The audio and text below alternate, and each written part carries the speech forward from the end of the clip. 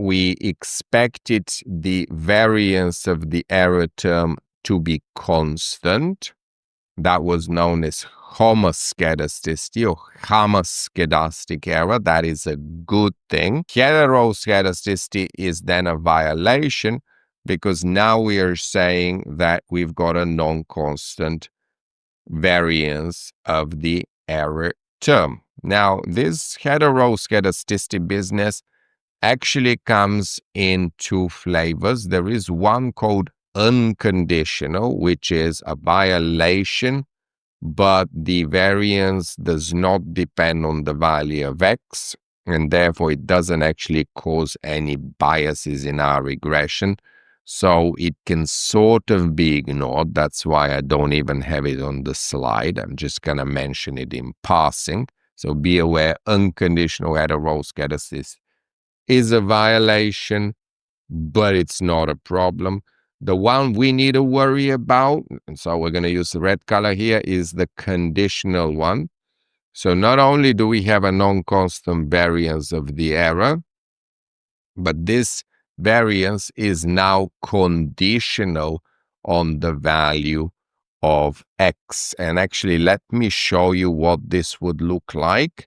So if I've got a regression, and here I'm just going to use a normal simple linear regression just so that it's a little bit more visual for you.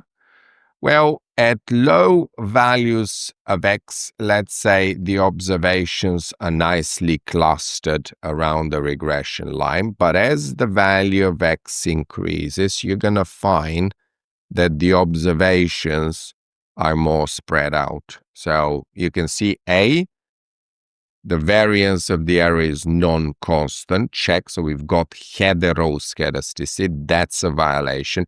But it's even a bigger problem here because that variance is expanding as x is increasing. So the variance is conditional on x. So we do have the conditional heteroskedasticity. Now that's going to bias us.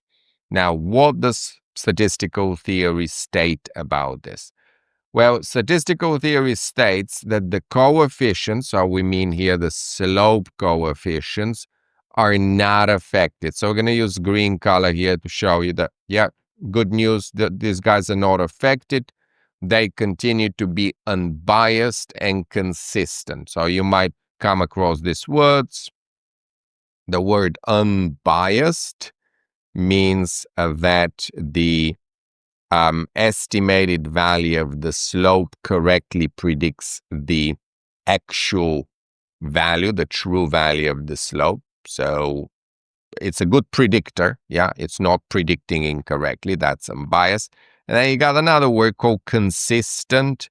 And consistent means that as you're increasing the sample size, you're getting closer and closer to the true value. So you don't need to remember all this deal, but just remember that my slopes here are not affected by conditional heteroskedasticity. So they're still behaving as they should, but the problem shows up in the standard error, which is now too low. And that's why we did that warm-up session earlier, because now if we go back to our t-statistic, which states that I need to take the estimated slope and divide by the standard error of that slope.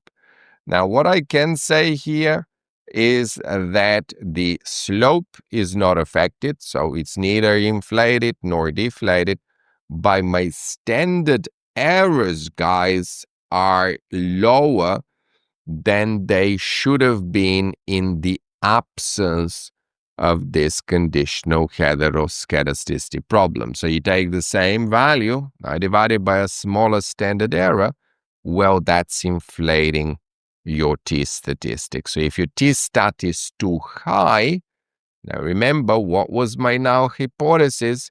Bi equals 0.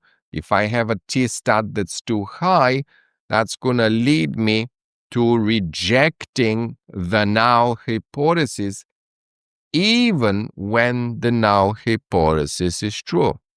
Okay, and here I want you to pause and think back to your level 1. Now hypothesis is true. I incorrectly reject it.